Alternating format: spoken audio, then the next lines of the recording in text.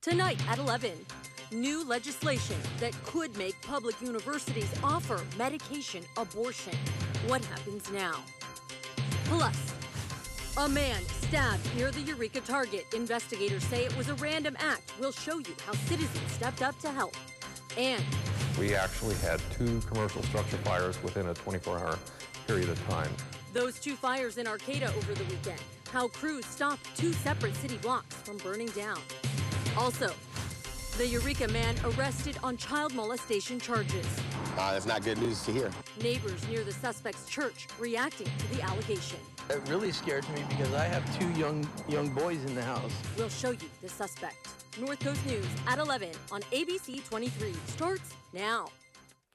Good evening. Thank you for joining me. I'm Nazi Javid. Leading us off this Monday night, a new bill that, if signed into law, would mark a vast expansion of a service that's rare on college campuses. We are talking about abortion.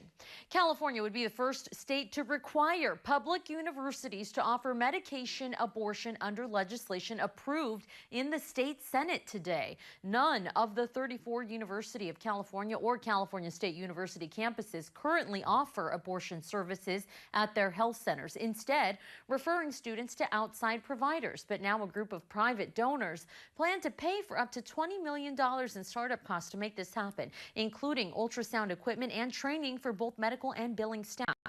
SB 320 still needs assembly approval. It would require all university campuses to offer the service by 2022, assuming the donors come through with that money. Medication abortion can be administered up to 10 weeks into a pregnancy. New details in that disturbing case out of Eureka. A local man arrested on alleged child molestation charges. Officials telling us the suspect was arrested on Friday in Eureka. Deputies arresting this man, 55-year-old Mark Allen Dare.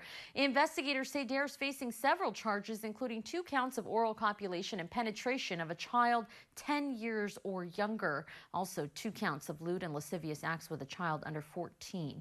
Deputies are not releasing many details, only saying that they're looking to speak to anyone who might have more information about this case. And new tonight, we also looked into this further, and sources tell us the suspect is a local TV engineer and an avid churchgoer at the Seventh-day Adventist Church on F Street in Eureka. They also tell us he has a lot of children. We went to the church today and spoke with neighbors who were shocked and disturbed to hear of the charges. We also put a call into the church's pastor, who says he's going to sit down and speak with us about these accusations.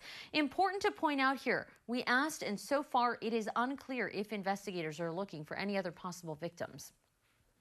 The frightening new moments in the Eureka Target parking lot. That's where police say a man was stabbed several times. So far, it appears to be a random act. Investigators say people in the parking lot kept the suspect at bay until cops got there. According to the Eureka Police Department, the man stabbed in his back and arms. This was near 3rd and T Streets in Eureka around noon. When officers got to Target, they say they found the suspect, 19-year-old Wesley Starrett, under that citizen's arrest. The victim taken to the hospital for treatment to his wounds. No word on his condition tonight. And the suspect, that man Starrett, was arrested for assault with a deadly weapon. According to police, the victim told them the stabbing was unprovoked. Police are still investigating the incident. New tonight at 11, one man was arrested for trying to burglarize a shipping container, and at this hour, another remains on the loose. Mendocino County Sheriff's Office says they got a call that a property on Prairie Way was being burglarized. When 2 owners of a shipping container went to replace the lock, they say they stumbled upon 2 men, one of the victims trying to stop the suspects. That's when deputies say the suspect, holding a metal pipe, Samuel Ruzak, threatened to hurt or kill him. Ruzak was taken to jail, where he's being held on $115,000 bail. The other suspect, 33-year-old Ernie Salo, is on the run tonight. The Eureka Police Department recently putting out a Be on the Lookout broadcast for a man wanted for armed robbery, assault with a deadly weapon, and terrorist threats. The bolo for this man, 27-year-old Jared Nelson. On Saturday night, officials say a deputy did spot him driving in Eureka, then followed him to a gas station where deputies say they arrested him. But while searching him, deputies say they found all of this: a gun, a lot of drugs, 2.4 grams of heroin, and 1.3 grams of methamphetamine. Nelson is in jail tonight.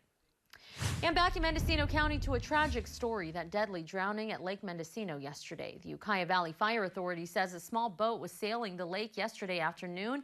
It had an adult and 2 kids in it. The adult reportedly falling in the water. Officials tell us it took about 2 hours to find the victim, who was discovered 30 feet from shore in 20 feet of water.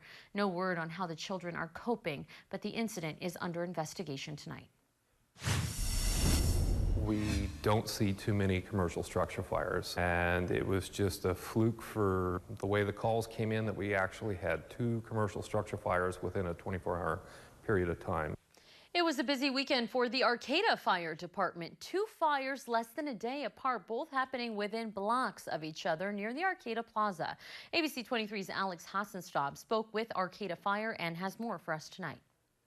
Saturday morning, shortly after 8:30, we received a call that there was smoke in the Hotel Arcata, possibly coming from the restaurant. Arcata Fire District Fire Chief Justin McDonald saying it's what started the hectic weekend near the plaza. With our fire station only a block away, we had crews on scene within minutes. Hotel Arcata manager Sherry Potter quick to take action. And I said, okay, I see flames. There's a fire inside of the restaurant, and so they sent over the fire dispatcher. While they were doing that, I evacuated the motel. Officials saying damage to the restaurant's saltwater fish tank, indicating the cause. Determined that the cause of fire was most likely an overloaded circuit right there where that fish tank was. I've seen it too many times where people use extension cords in place of permanent wiring. That is a recipe for disaster. No one was hurt, and guests were back in their rooms shortly after. Less than 24 hours later, Arcata Fire responding to another call, this time for a structure fire at Humboldt Machine Works. Early morning Sunday, about 2:04 in the morning, we got a call. Fire crews arriving at the scene. Crews forced entry into the building and found the building pretty well charged with smoke. McDonald says earlier that night, police got calls of fireworks going off in the area. Likely that the cause was from that firework going up the side of the building. There were some openings in the old metal siding that allowed some of the firework display to get in and light off some paper products and cardboard boxes that were stored up in the loft area. McDonald saying sprinklers held the fire at bay. I can't say enough that sprinklers save lives, they save businesses. Police are still looking for the person responsible for setting off that firework. Nazi, back to you. And as Alex mentioned, no one was hurt in the Tomo fire, and firefighters say, unfortunately though, not all of the fish made it out alive. Have you ever seen a tornado? And did you know we had one right here on the North Coast? Now, this makes it the first confirmed tornado in the National Weather Service Eureka forecasting area since the Fort Bragg tornado back in 1998. So it's making it the first tornado for Mendocino, Trinity, Del Norte, and the Humboldt County area in 20 years. The video coming to us from the National Weather Service in Eureka. Now, you're going to see the water spout developing right over Humboldt Bay. You see it there. It happened last Thursday, and just look as it moves through Woodley Island Marina, dissipating only a minute or so later. And as the circulation passed by the Coral Sea Research vessel, a 54-mile-per-hour gust was recorded on the vessel's anemometer. Security cameras on the island captured the waterspout moving through the marina onto the island.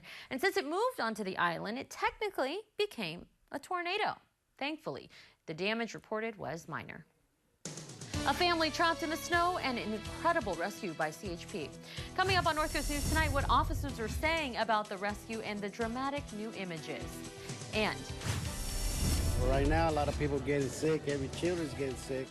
You thought this year's flu season was bad already. Why health officials are saying it just got a whole lot worse. That is straight ahead. Plus, take a look at our live weather radar. It's all that black on the left side. Not much going on, huh?